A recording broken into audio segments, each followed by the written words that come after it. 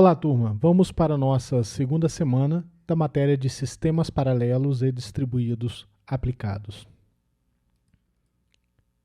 Vamos começar falando um pouquinho das características dos sistemas distribuídos. Relembrar alguns pontos que nós já passamos por algumas características. A principal característica de um sistema distribuído é permitir que vários recursos sejam conectados em uma rede para que os usuários possam compartilhá-los, quer dizer, utilizar os serviços de forma compartilhada. Então, essa é uma característica interessante. Um sistema distribuído pode ser desde uma simples impressora compartilhada. Isso aqui era muito utilizado,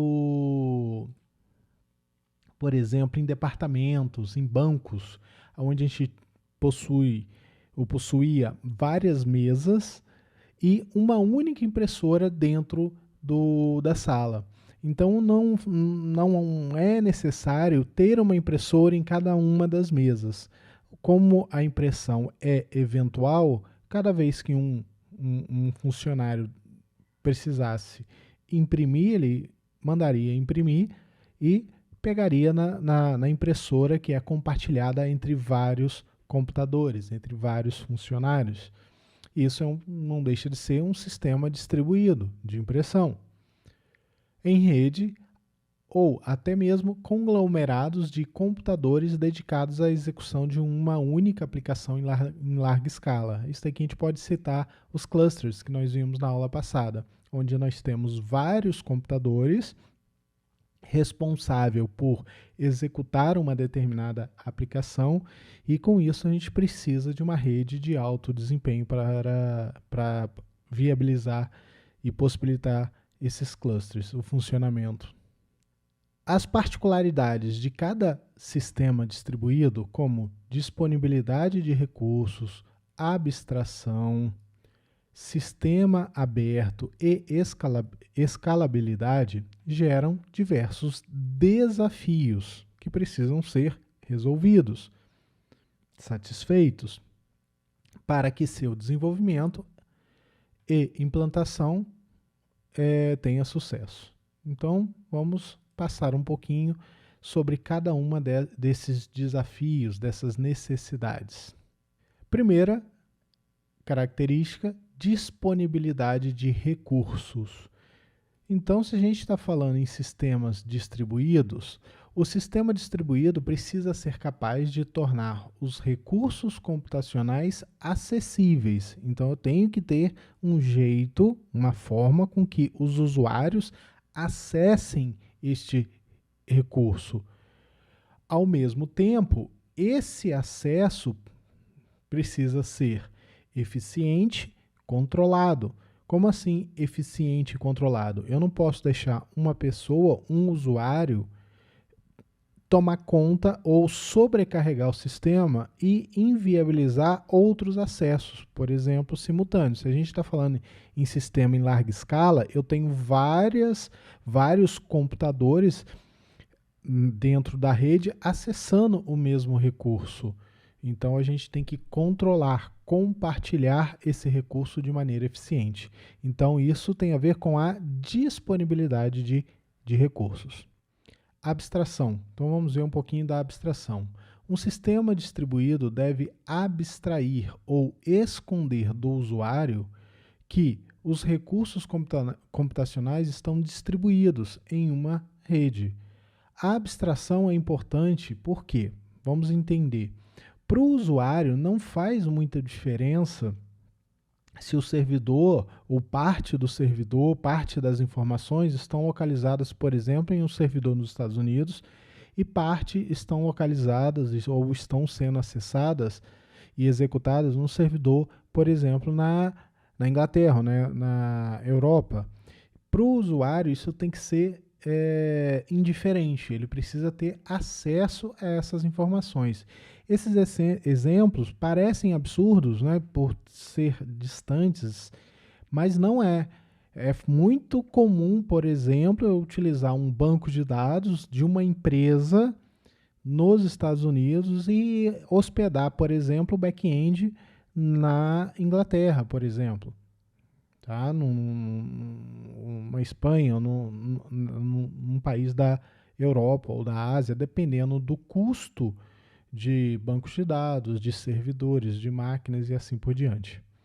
A abstração precisa abranger questões como acesso, localização, migração, realocação, replicação, concorrência e falhas. Isso é interessante quando a gente fala, por exemplo, concorrências e falhas, porque a gente pode ter, e isso é comum também em sistemas distribuídos, dois servidores que fornecem o mesmo serviço localizados em posições geográficas distintas, longes uma das outras.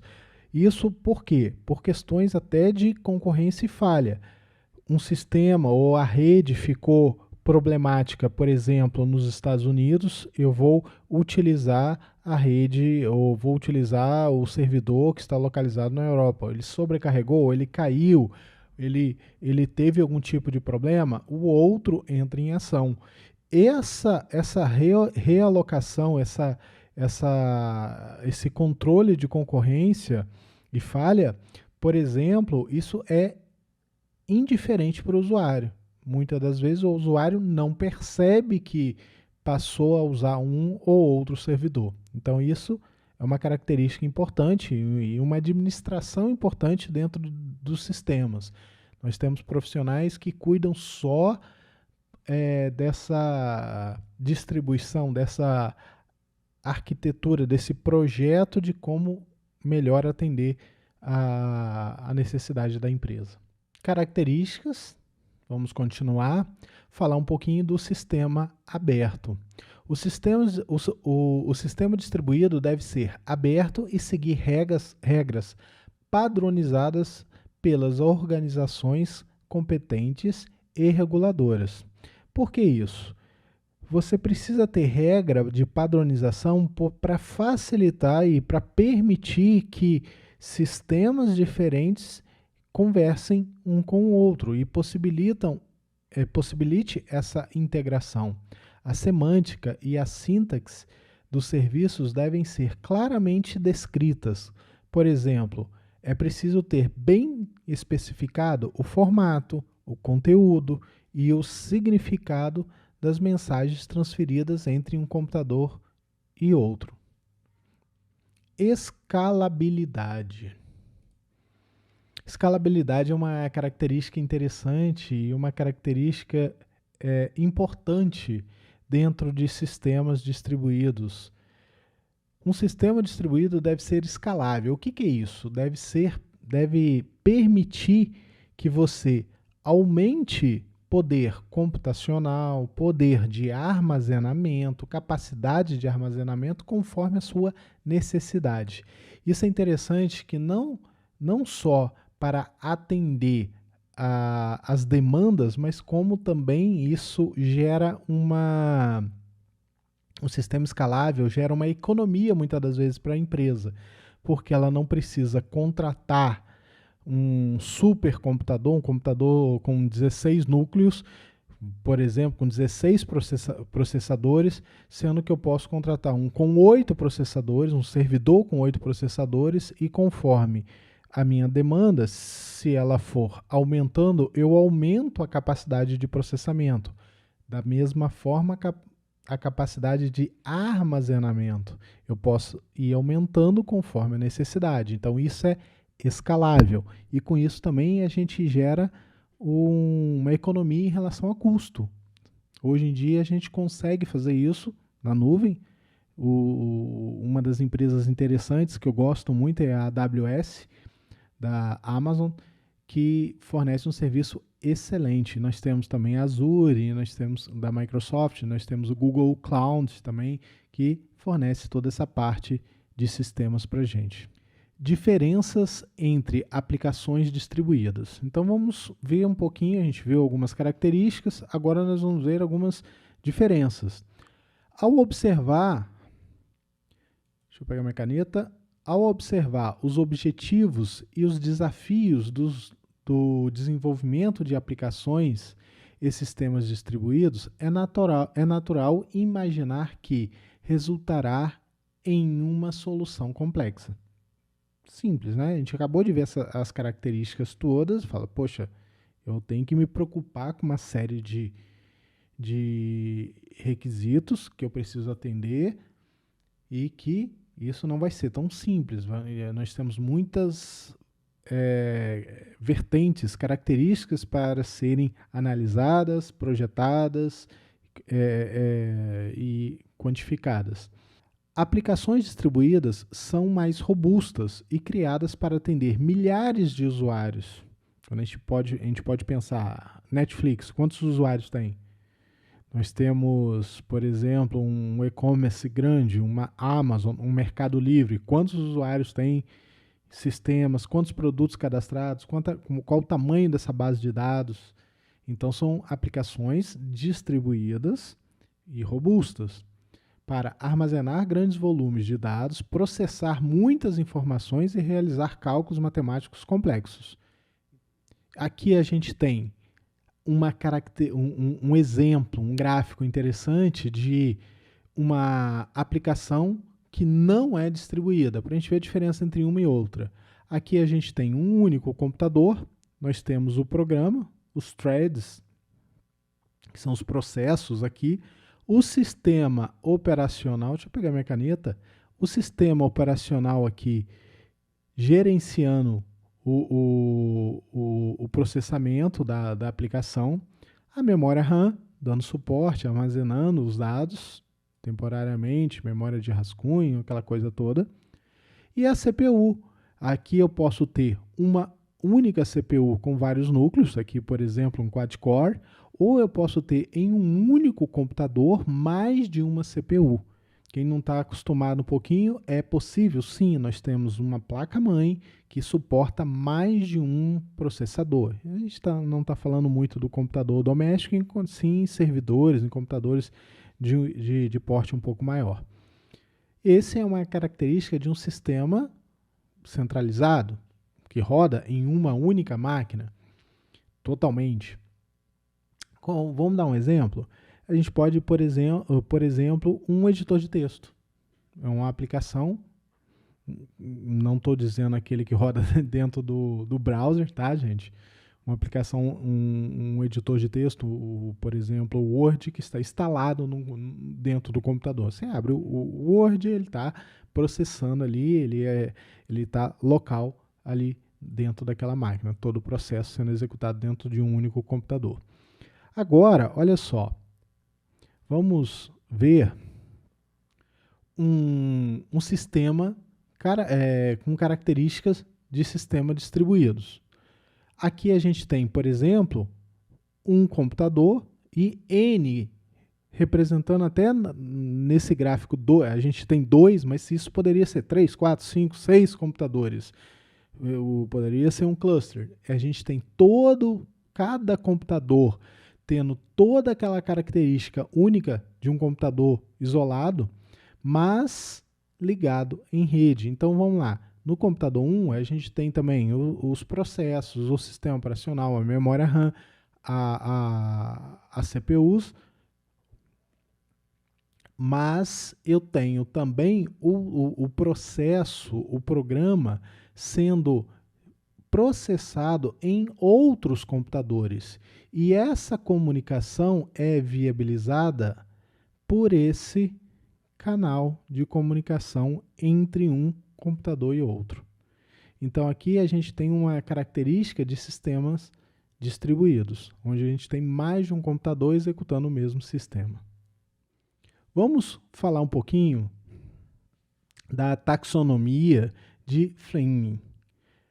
A classificação de arquiteturas de computadores e máquinas computacionais pode ser feita pela taxonomia genérica de Fleming. Apesar de antiga, ela foi proposta em 1970, a taxonomia de Fleming ainda é usada por ser ampla e simples. Ela é tranquila. A gente vai passar por um gráfico que vai ajudar bastante a gente entender isso e classificar. Olha só, Vamos lá. Nós temos aqui um gráfico que funciona da seguinte maneira. Nós temos a parte superior aqui, que é o fluxo de instrução.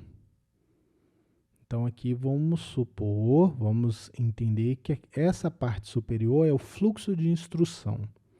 Então, vamos imaginar que são as instruções, o que eu devo realizar. E aqui são o fluxo de dados que vão ser processados nessa parte vertical aqui à esquerda. Então, aqui eu tenho o processamento nesta coluna que eu estou riscando aqui, já vou apagar, única, e na segunda coluna, múltipla. Então, respeitando o fluxo de instrução, eu tenho uma instrução única e aqui eu tenho múltiplas instruções. Aqui, olhando pelo fluxo de dados, eu tenho o dado único e eu tenho os dados múltiplos. Como é que funciona? Então, esta primeira arquitetura aqui, a gente vai pegar um único fluxo com um único dado sendo processado. Então, você tem uma única instrução processando um único dado. Então, esses são os computadores mais antigos. A gente tinha um único processador que executava um único fluxo, um único dado, um único fluxo de dados. Tá? Seguindo aqui, a segunda característica, nós temos múltiplos processadores, instruções, mas processando uma única instrução.